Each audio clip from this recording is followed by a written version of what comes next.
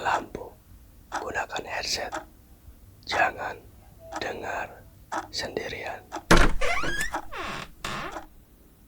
Assalamualaikum warahmatullahi wabarakatuh. Kembali lagi di channel JDS Horor.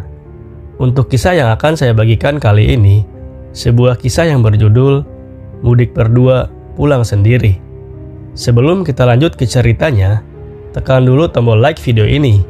Dan jangan lupa tekan juga tombol subscribe channel ini.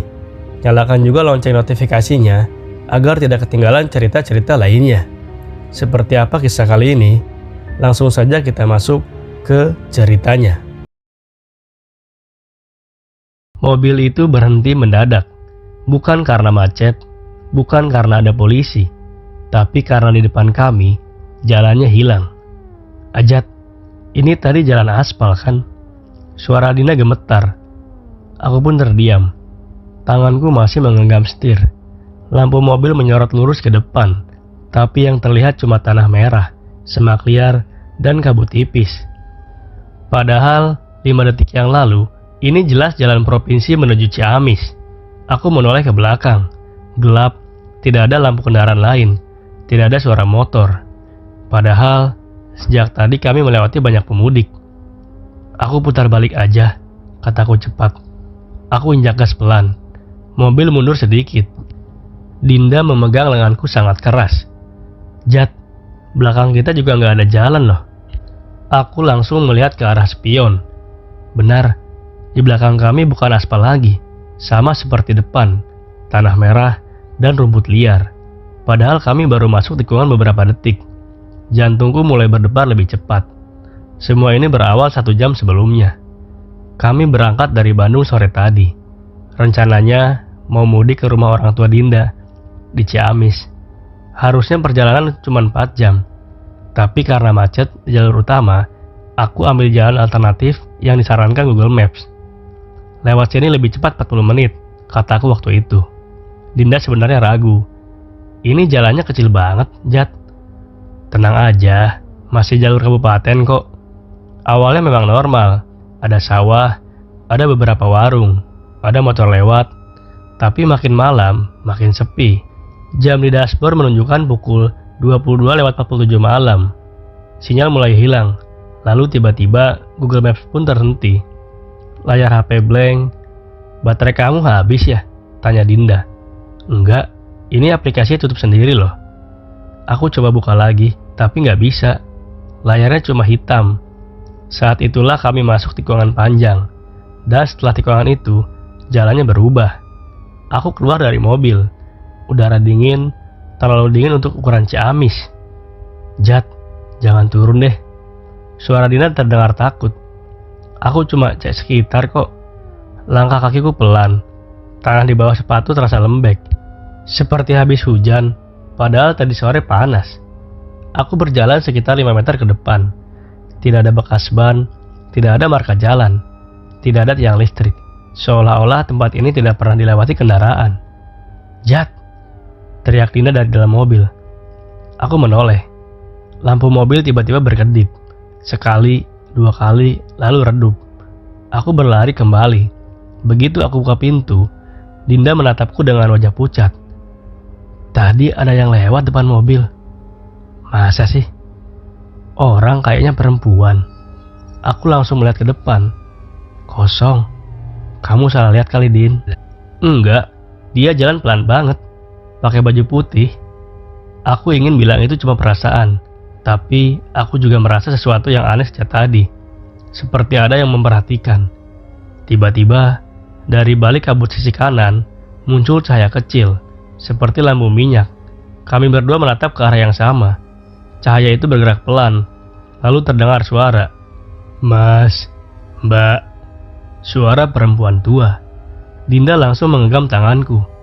Jat, jangan. Dari balik kabut, muncul seorang nenek. Membawa lampu minyak. Wajahnya keriput, tapi tatapannya tajam. Kalian tersesat ya? Iya, Bu. Ini jalan ke Ciamis kan?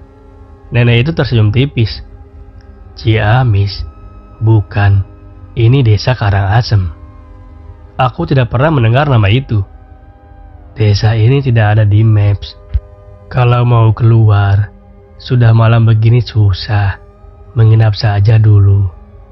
Aku ingin menolak, tapi mobil kami entah kenapa tidak mau menyala lagi. Kunci sudah kuputar berkali-kali. Mesin tidak berespon. Jat, suara Dinda hampir menangis. Nenek itu mengangkat lampunya sedikit lebih tinggi. Desa kami baik kok. Aman. Besok pagi kalian bisa lanjut. Kabut di belakangnya mulai menipis. Dan di kejauhan, terlihat rumah-rumah kayu dengan lampu kuning redup. Padahal tadi tidak ada apa-apa di sana. Aku merasa ada yang tidak masuk akal. Tapi pilihan kami cuma dua. Tetap di mobil dalam gelap, atau ikut ke nenek itu. Aku menatap Dinda. Cuma semalam saja, Din, kataku pelan. Dinda tidak menjawab, tapi tangannya semakin dingin saat menggenggamku. Kami turun dari mobil. Saat pintu mobilku tutup, aku baru sadar. Di kaca depan mobil, ada bekas telapak tangan kecil. Dari dalam, padahal tadi tidak ada siapa-siapa di kursi belakang. Dan ketika aku menoleh ke arah nenek itu lagi, dia sudah berdiri lebih dekat, sangat dekat, tanpa aku melihatnya berjalan. Cepat nak, gerbang desa tidak selalu terbuka. Lampu mobil kami mati total, dan di belakang kami, jalan yang kami lewati tadi, sudah benar-benar hilang. Begitu kami melewati batas kabut itu, suasananya langsung berubah. Tadi cuma tanah kosong dan semak, sekarang ada jalan setapak rapi dari batu. Di kanan kiri berdiri rumah-rumah kayu. Lampunya kuning redup, seperti pakai minyak tanah. Tidak ada suara televisi, tidak ada suara motor, bahkan tidak ada suara ayam atau anjing. Sepi sekali. Nenek itu berjalan di depan kami, pelan, tapi entah kenapa, langkahnya terasa cepat. Kami harus sedikit mempercepat langkah untuk mengikutinya. Namanya siapa, nak? Tanyanya tanpa menoleh. Ajat, Nek. Dinda jawab pelan. Aku Dinda, Nek. Bagus. Pasangan yang cocok. Aku dan Dinda saling pandang. Kami belum bilang kalau kami pasangan. Beberapa pintu rumah terbuka sedikit. Dari celahnya, aku melihat wajah-wajah orang desa. Mereka tidak tersenyum, hanya melihat. Tatapan mereka aneh, kosong, seperti tidak berkedip. Dinda merapat ke sampingku. Jat, kok nggak ada anak kecil di sini ya? Aku baru sadar, tidak ada satupun suara anak, tidak ada mainan, tidak ada sepeda kecil. Semua yang terlihat hanya orang dewasa, dan semuanya tua. Kami berhenti di depan sebuah rumah paling ujung. Silahkan istirahat di sini, kata nenek itu. Rumahnya sederhana, dinding papan, lantai kayu. Di dalam ada satu kamar, satu tikar dan meja kecil. Mobil kami gimana, Nek? Tidak akan kemana-mana. Aku tidak yakin itu jawaban yang menenangkan. Nenek itu menatap Dinda agak lama, lalu tersenyum tipis. Kalau butuh apa-apa, panggil saja nenek. Kami selalu dengar. Kalimat terakhirnya membuat bulu kuduku berdiri. Setelah itu, dia pergi. Aku pun menutup pintu. Beberapa menit pertama, kami hanya diam. Dinda duduk di tikar, wajahnya pucat. Jat, kita ini di mana sih? Kayaknya ini desa terpencil deh, Din. Mungkin belum terdaftar. Tapi tadi jalannya hilang. Aku tidak punya jawaban. Aku coba cek HP lagi. Tidak ada sinyal. Jam di layar berhenti. Di pukul 22:47 malam. Padahal rasanya sudah lewat tengah malam. Jam kamu berapa? Dinda melihat HP-nya. 22:47 malam. Kami saling diam. Tiba-tiba terdengar suara ketukan pelan di jendela. Tok, tok, tok. Kami menoleh bersamaan. Tidak ada siapa-siapa. Angin kali. Meski aku tahu tidak ada angin di sini. Lalu terdengar lagi. Tok, tok. Kali ini lebih pelan, seperti ujung kuku menyentuh kayu. Dinda menggenggam tanganku erat. Jat, aku gak suka tempat ini. Aku mau keluar sebentar. Kataku, jangan Din, tunggu di sini aja. Aku buka pintu pelan-pelan. Udara di luar lebih dingin dari tadi. Aku berjalan ke samping rumah. tidak ada siapa-siapa. Tapi ketika aku melihat ke arah tengah desa, semua warga berdiri di luar rumah masing-masing. Hanya diam, menghadap ke arah rumah yang kami tempati. Jantungku terasa berhenti. Mereka berdiri sejajar, sangat rapi, tanpa suara, tanpa gerakan, seolah-olah sedang menonton sesuatu. Aku mundur pelan dan masuk kembali. Jahat, kita harus pergi sekarang deh. Ini udah gak benar, bisik Dinda. Iya Din, aku setuju. Kami keluar bersama. Begitu melangkah ke halaman, semua warga itu langsung masuk kembali ke rumah masing-masing. Pintunya tertutup bersamaan, seperti sudah diatur. Aku menarik tangan Dinda. Din, ayo kita cari mobil. Kami berjalan cepat ke arah kabut tadi. Tapi semakin jauh kami berjalan, rumahnya bertambah banyak. Perasaan tadi cuma belasan deh. Sekarang terasa seperti puluhan. Jalan setapaknya bercabang-cabang. Jat, ini tadi bukan jalan yang kita lewati loh. Aku pun mulai panik. Kami berbelok ke kanan. Buntu. Belok kiri juga buntu. Setiap gang berakhir di rumah kosong tanpa pintu. Dinda pun mulai panik. Kenapa kita nggak nurut aja tadi? Jat, lewat jalur utama aja deh. Suaranya berubah. Ada sesuatu dalam kalimat itu. Seperti bukan cuma soal jalan. Aku menatapnya. Din, kamu masih marah soal itu? Dinda menunduk. Enggak, aku cuma nggak mau ketemu papa kamu sekarang. Aku pun terdiam. Ini memang salah satu alasan kenapa aku memaksa ambil jalan alternatif. Aku tahu ayah Dinda tidak setuju dengan hubungan kami. Aku ingin cepat sampai, bicara baik-baik. Tapi sekarang, kami bahkan tidak tahu di mana kami berada. Tiba-tiba terdengar suara anak kecil tertawa. Kami pun membeku. Padahal di desa ini tidak ada anak-anak. Suara itu datang dari belakang kami, pelan dan sangat tipis. Dinda memutar tubuh perlahan. Di ujung gang yang gelap, berdiri seorang anak kecil. Bajunya putih kusam, rambutnya menutupi wajah. Dia tidak bergerak. Dek, anak itu mengangkat wajahnya.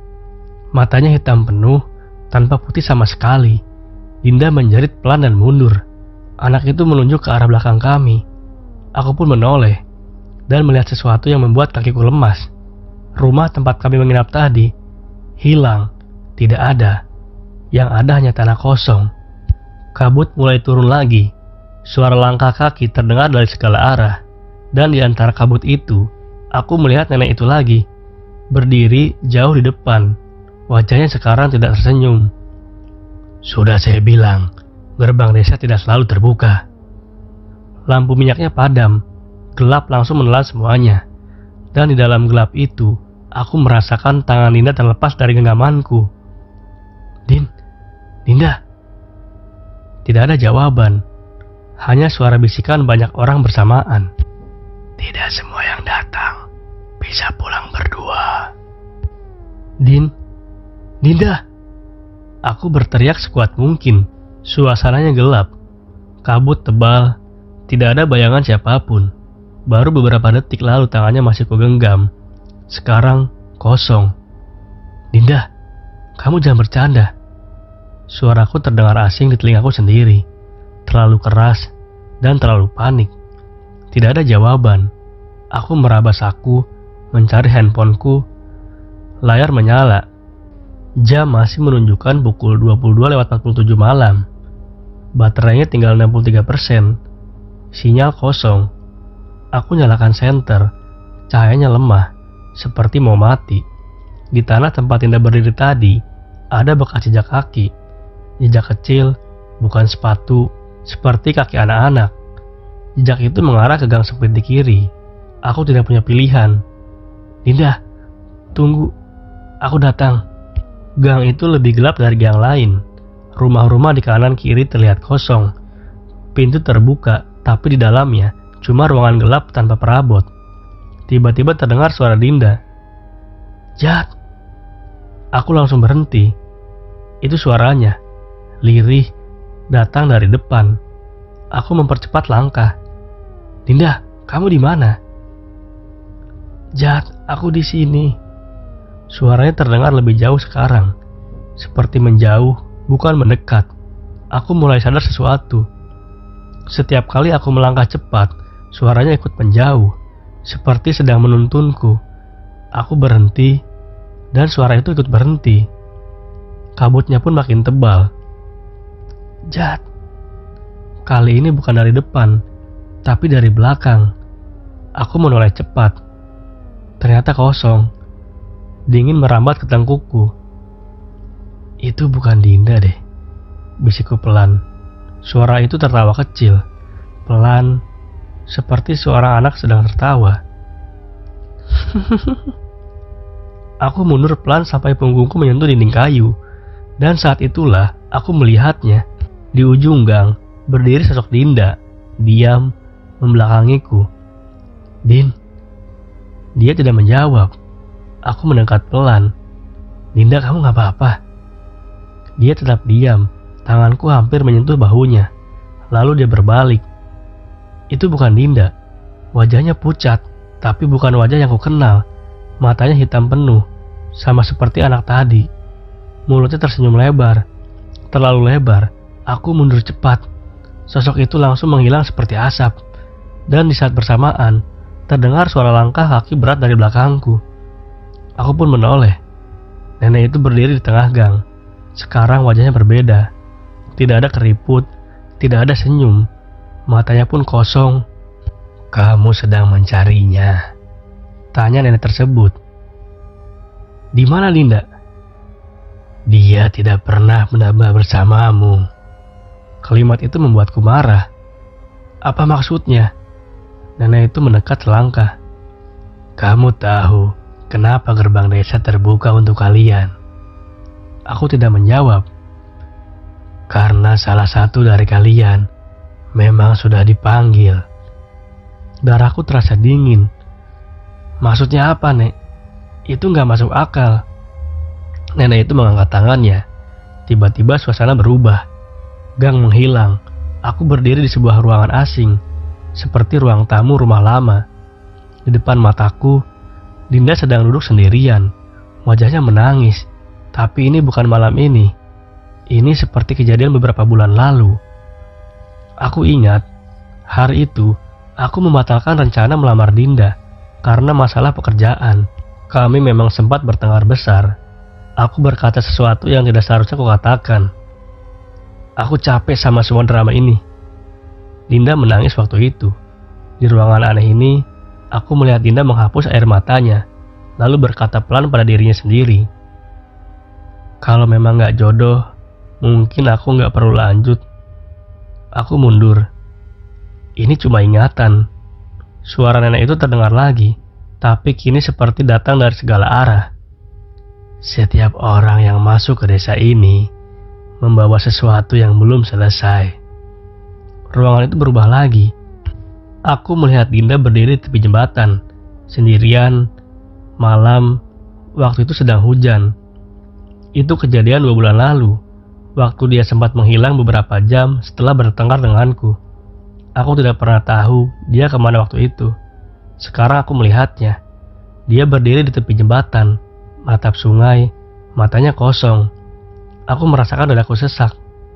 Tidak mungkin. Suara nenek itu kembali.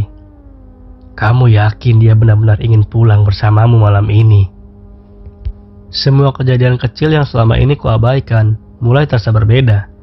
Dinda sering diam akhir-akhir ini, sering bilang capek, sering terlihat seperti menyimpan sesuatu. Di mana dia sekarang? Tanyaku pelan. Kabut kembali menelan ruangan itu. Aku kembali berdiri di gang desa itu. Nenek itu menunjuk ke arah tengah desa. Dia ada di rumah yang tidak punya pintu. Rumah yang mana, Nek? Kamu harus menemukannya sebelum jam berganti. Aku melihat HP-ku. Masih pukul 22:47 malam. Apa yang terjadi kalau jam itu berganti? Nenek itu tersenyum tipis. Kalau jam lewat dari waktu yang seharusnya, satu akan tinggal dan satu akan kembali. Aku berdiri perlahan. Kalau aku temukan dia gimana, Nek? Belum tentu dia akan memilihmu. Kabut mulai bergerak cepat mengelilingi kami. Rumah-rumah sekitar mulai berubah bentuk. Beberapa dinding hilang dan atapnya runtuh. Desa itu seperti tidak stabil. Aku menatap ke arah tengah desa. Di kejauhan, aku melihat satu bangunan lebih besar dari yang lain. Tidak ada pintu, hanya dinding kayu tinggi dan satu jendela kecil yang gelap. Dan dari dalamnya, terdengar suara Dinda menangis. Pelan. Jat, aku capek. Aku berlari ke arah bangunan itu, tanpa menoleh lagi ke nenek tersebut. Tapi sebelum sampai, HP-ku tiba-tiba berbunyi. Notifikasi masuk, padahal tidak ada sinyal. Layar menyala sendiri, satu pesan muncul dari nomor Dinda. Padahal HP-nya tadi ikut hilang. Isi pesannya cuma satu kalimat. Kalau aku nggak ikut pulang, kamu harus ikhlas. Aku berhenti tepat di depan rumah tanpa pintu itu. Dan perlahan, jam di layar berubah. Pukul 22.48 malam. Untuk pertama kalinya, waktu akhirnya bergerak. Dan dari dalam rumah itu, terdengar suara seperti sesuatu mengunci dari dalam. Jam di layar HP masih menyala. Pukul 22.48 malam. Itu artinya waktu di tempat ini memang bisa bergerak. Dan sesuatu akan terjadi kalau terus berjalan. Di depanku, berdiri rumah kayu tinggi tanpa pintu. Dindingnya rapat, tidak ada celah untuk masuk, kecuali satu jendela kecil di samping. Dari dalam terdengar suara Dinda. Jat, jangan masuk. Suaranya lemah, seperti orang yang sudah lama menangis. Din, aku di sini. Tidak ada jawaban lagi. Aku mengitari rumah itu. Tidak ada pintu belakang, tidak ada celah. Aku berhenti di bawah jendela kecil, tingginya sekitar 2 meter. Tanpa pikir panjang, aku naik ke batu besar di samping rumah, lalu berpegangan ke jendela. Aku pun mengintip ke dalam. Ternyata sangat gelap, tapi perlahan mataku menyesuaikan. Di dalam ruangan kosong itu, Dinda sedang duduk di lantai, sendirian, kepalanya tertunduk. Din, panggilku. Dia mengangkat wajahnya pelan. Wajahnya pucat, matanya sembab. Tapi itu benar-benar Dinda. Jat, kenapa kamu ikut masuk? Suaranya hampir tidak terdengar. Aku gak mungkin ninggalin kamu. Dia menatapku lama. Tatapannya aneh, bukan takut, tapi sedih. Jat, kamu masih ingat malam di jembatan itu kan? Dadaku langsung terasa berat. Aku lihat semuanya, Din, kataku pelan. Dinda memejamkan mata. Aku hampir loncat malam itu. Aku terdiam. Aku merasa sendirian banget. Kamu sibuk. Kamu marah. Kamu bilang capek sama aku. Suaranya pecah. Aku pikir mungkin kalau aku hilang, semuanya akan selesai. Aku menggenggam pinggiran jendela lebih kuat. Tapi kamu gak jadi, kataku cepat. Dinda tersenyum kecil. Itu yang kamu pikir. Tubuhku membeku. Maksudmu apa, Din? Dia berdiri pelan. Langkahnya terdengar aneh. Tidak ada suara pijakan. Jat, aku memang gak loncat malam itu. Dia mendekat ke arah jendela. Tapi sejak malam itu, aku merasa seperti setengah hilang. Udara di dalam ruangan mulai berubah, lebih dingin. Aku sering ngerasa kosong. Kamu gak sadar kan? Aku tidak bisa menjawab, karena memang benar. Aku terlalu sibuk dengan pekerjaanku, terlalu fokus membuktikan diri pada orang tua Dinda. Aku pikir selama kami masih bersama, semuanya baik-baik saja. Ternyata tidak. Dinda berdiri tepat di bawah jendela. Desa ini gak salah pilih, Jat. Apa maksud kamu? Tempat ini cuma manggil orang yang hatinya sudah setengah pergi. Aku pun menelan ludah. Dan kamu pikir itu kamu? Dinda tidak menjawab. Tiba-tiba suara nenek itu terdengar dari belakangku. Kamu sudah mulai mengerti. Aku menoleh cepat. Nenek itu berdiri beberapa langkah dari rumah. Kali ini wajahnya tidak menyeramkan, hanya datar. Kalian datang bukan karena tersesat, lanjutnya. Lalu karena apa? Tanyaku keras. Karena ada yang dipanggil. Aku kembali melihat Dinda. Dia masih hidup. Benar. Tapi jiwanya lelah. Kabut mulai masuk ke dalam rumah lewat celah jendela. Dinda mulai mundur pelan. Jat, aku capek jadi kuat terus. Kalimat itu seperti menamparku. Selama ini, aku selalu bilang ke dia untuk sabar, untuk kuat, untuk percaya padaku. Tapi aku tidak pernah benar-benar bertanya apa yang dia rasakan. Din, kita bisa perbaiki semua ini. Dinda menggeleng pelan. Desa ini menawarin aku istirahat. Napasku tercekat. Istirahat dari apa? Dari rasa sepi. Tiba-tiba dinding rumah itu bergetar. Kayu-kayunya seperti bernafas. Jam di HP-ku berbunyi pelan. Pukul 22:55 malam. Waktu bergerak lebih cepat sekarang. Suara nenek itu kembali terdengar.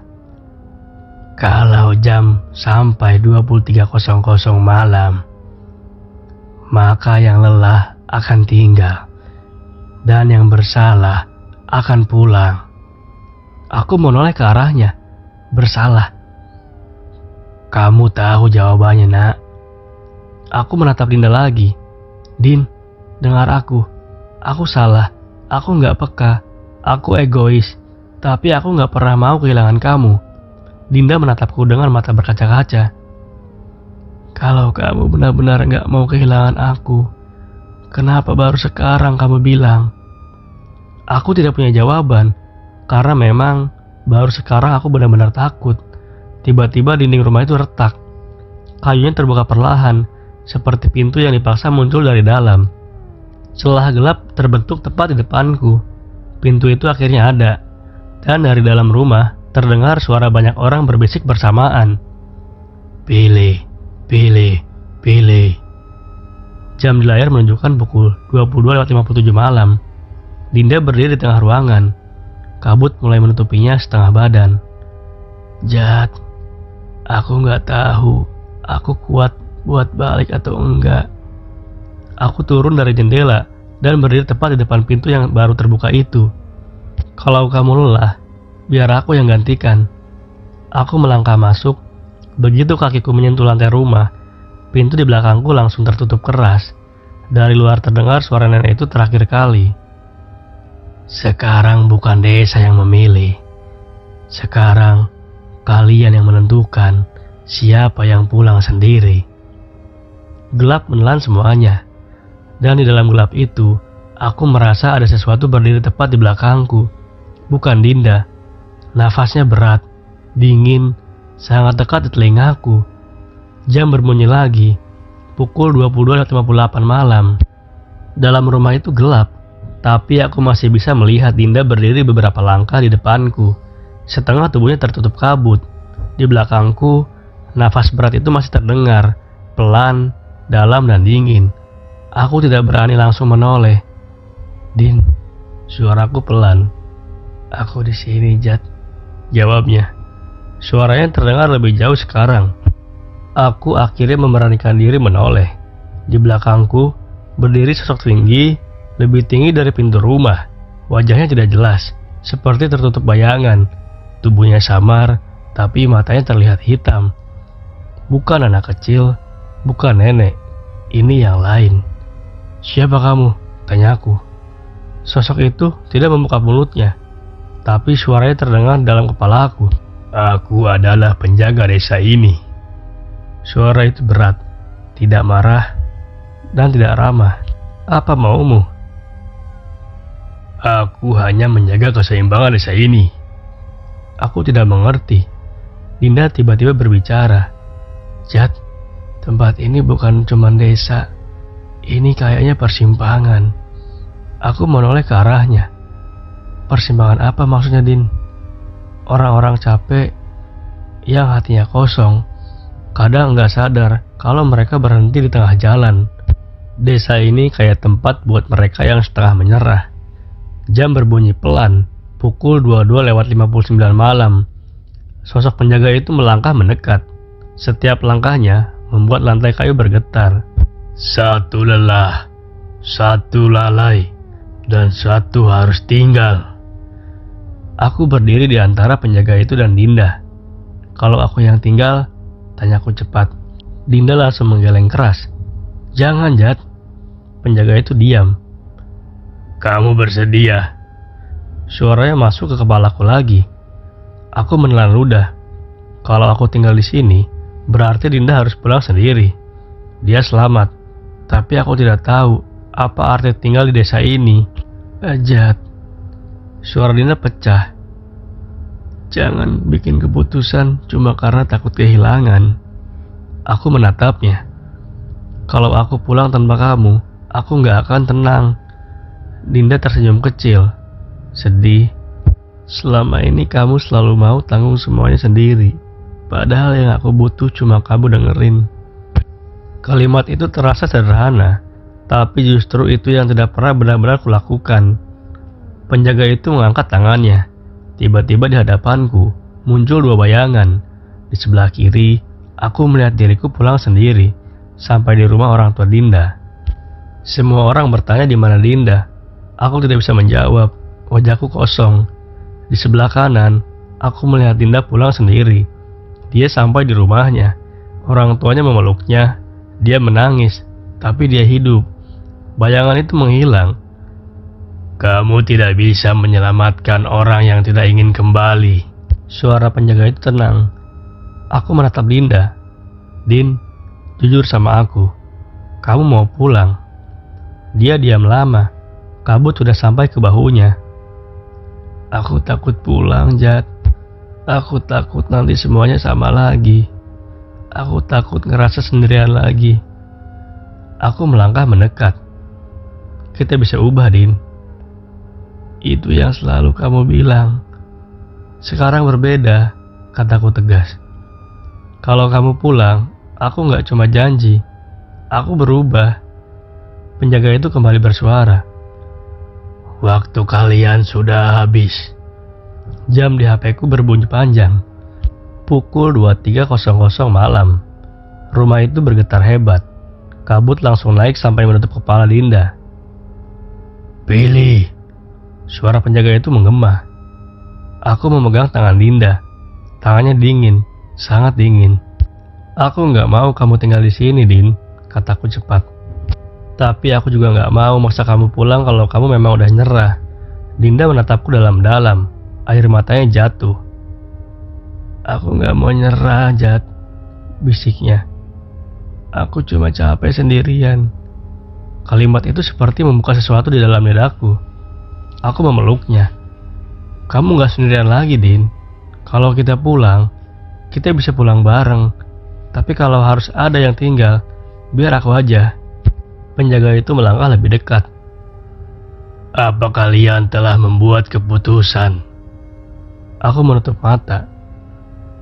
Lalu aku melepaskan tangan Dinda dan melangkah mundur. Kabut langsung bergerak cepat ke arahku. Dingin menusuk sampai tulang. Aku masih melihat Dinda berdiri di sana, menangis. Dia tiba-tiba berteriak. Jangan. Tanganku terasa seperti ditarik ke belakang oleh sesuatu yang tidak terlihat. Lantai di bawah kakiku retak. Tubuhku terasa berat. Dan dalam detik terakhir, sebelum semuanya gelap, aku melihat Dinda berlari ke arahku. Bukan menjauh, dia memegang tanganku lagi. Kalau kamu tinggal, aku juga tinggal, teriaknya. Penjaga itu berhenti. Kabut berhenti bergerak. Sunyi. Lalu suara penjaga itu berubah. Dua yang memilih bersama. Jarang terjadi di desa ini. Rumah itu tiba-tiba hancur menjadi kabut. Lantai menghilang. Kami jatuh dan semuanya gelap. Saat aku membuka mata, aku duduk di kursi mobil. Mesin menyala. Lampu depan menerangi jalan aspal dan terlihat normal. Dinda duduk di sampingku. Wajahnya basah oleh air mata. Jam di dashboard menunjukkan pukul 22.48 malam. Seperti kembali ke awal. Aku langsung melihat ke belakang. Tidak ada telapak tangan di kaca. Tidak ada kabut. Di depan hanya jalan provinsi yang biasa. Dinda menatapku pelan. Jat. Suaranya nyata. Hangat. Kita tadi Aku tidak tahu harus menjawab apa. Tapi sebelum aku sempat bicara, dari kaca spion tengah, aku melihat sesuatu berdiri jauh di belakang mobil. Sosok tinggi itu diam, hanya mengawasi, lalu perlahan menghilang. Jam di dashboard berubah, pukul 22.49 malam. Waktu berjalan normal, tapi satu pertanyaan masih menggantung. Apakah kami benar-benar keluar, atau hanya diberi kesempatan kedua? Mesin mobil masih menyala, tanganku gemetar di setir. Jalan di depan terlihat normal, aspal pun hitam, marka jalan bergaris putih. Beberapa menit kemudian, bahkan ada motor lewat dari arah berlawanan. Semua terlihat wajar dan normal, seolah-olah desa itu tidak pernah ada. Aku menoleh ke arah Dinda. "Din, kamu ingat semuanya kan?" Dia mengangguk pelan, wajahnya masih pucat. "Jat, itu bukan mimpi." Aku tahu. Kami sama-sama diam beberapa detik. Lalu aku menarik napas panjang. "Kita lanjut nih." Dinda menatap ke depan, sangat lama. "Iya, Jat. Ayo kita pulang." Aku tidak ambil jalan alternatif lagi. Begitu ketemu petunjuk jalur utama, langsung kuikuti. Meski lebih jauh dan macet, aku tidak peduli. Sepanjang perjalanan, kami tidak banyak bicara. Tapi ada satu hal yang berbeda. Tanganku dan tangan Dinda masih saling menggenggam. Bukan karena takut, tapi karena sadar. Sekitar pukul 1:30 dini hari, kami akhirnya masuk wilayah Ciamis. Lampu-lampu rumah sudah banyak yang mati. Udara lebih hangat dibanding desa tadi. Saat mobil berhenti di depan rumah orang tua Dinda, aku merasa lega. Benar-benar sangat lega. Dinda menarik napas panjang.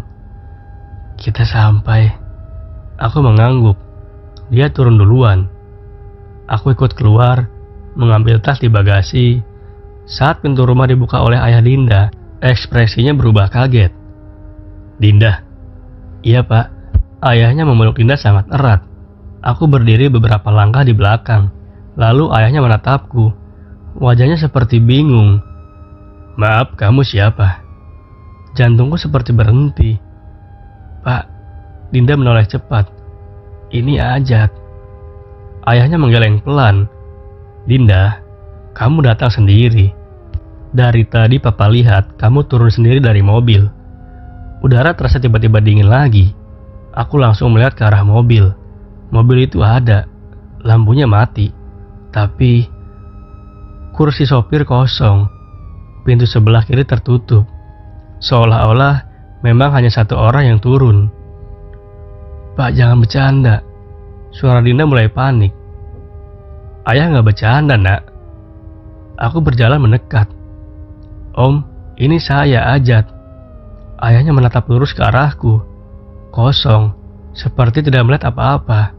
Ibunya Dinda keluar dari dalam rumah. Kenapa ini teh ribut-ribut?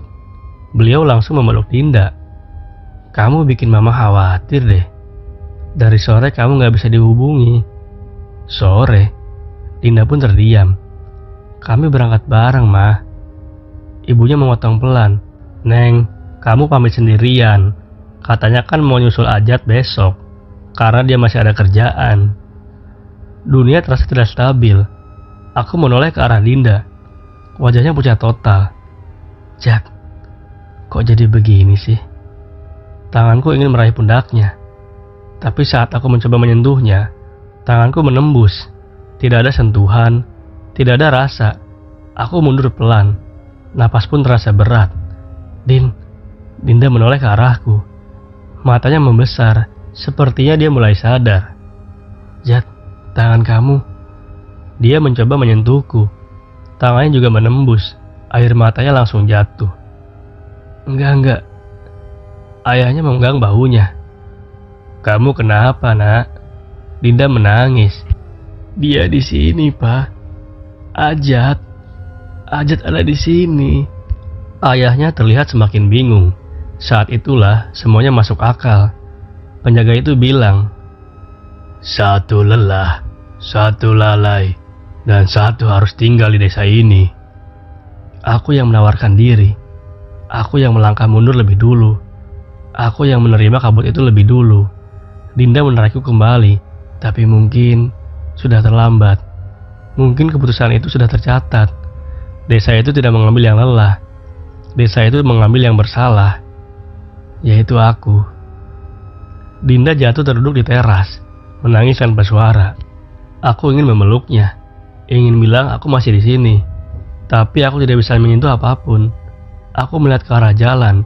Di ujung gang, samar-samar terlihat kabut tipis, dan di dalamnya, sosok tinggi itu berdiri. Sang penjaga hanya diam, tidak memaksa, tidak marah, hanya menunggu. Aku menatap Dinda sekali lagi. Din, dia seperti bisa mendengar samar-samar.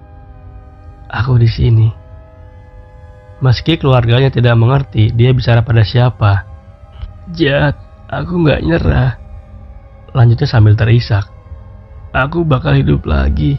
Aku bakal kuat. Tapi bukan sendirian lagi. Aku tersenyum. Untuk pertama kalinya, aku merasa tenang. Mungkin ini harga yang harus dibayar. Mungkin ini kesempatan kedua yang sebenarnya. Bukan untukku, tapi untuk Dinda. Aku melangkah mundur perlahan. Kabut di ujung jalan makin tebal. Sosok penjaga itu berbalik. Aku pun mengikutinya. Sebelum semuanya benar-benar hilang, aku melihat Dinda berdiri. Dia menatap ke arahku. Air matanya masih mengalir. Tapi kali ini tatapannya berbeda. Bukan kosong, bukan lelah. Seperti ada tekad di sana. Kabut menelan pandanganku. Suara terakhir yang kudengar adalah bisikan pelan yang dulu pernah kudengar di desa itu. Tidak semua yang datang bisa pulang berdua. Dan malam itu, Dinda pulang sendiri. Setahun kemudian, Dinda datang ke jembatan tempat dia pernah hampir melompat. Dia berdiri di sana, menatap air di bawahnya. Tapi kali ini tidak sendiri. Di tangannya ada cincin. Cincin yang dulu ingin kuberikan. Dia tersenyum kecil. Aku hidup, Jat, katanya pelan. Angin berhembus lembut. Dan untuk sesaat, Dinda merasa seperti ada yang berdiri di sampingnya. Tidak terlihat, tapi tidak lagi jauh. Oke guys, sekian untuk kisah kali ini. Menurut kalian bagaimana kisahnya? Silahkan kalian tulis di kolom komentar. Buat teman-teman yang baru bergabung, jangan lupa untuk like, komen, dan subscribe channel ini. Nantikan kisah-kisah horor berikutnya hanya di channel JDS Horor. Wassalamualaikum warahmatullahi wabarakatuh.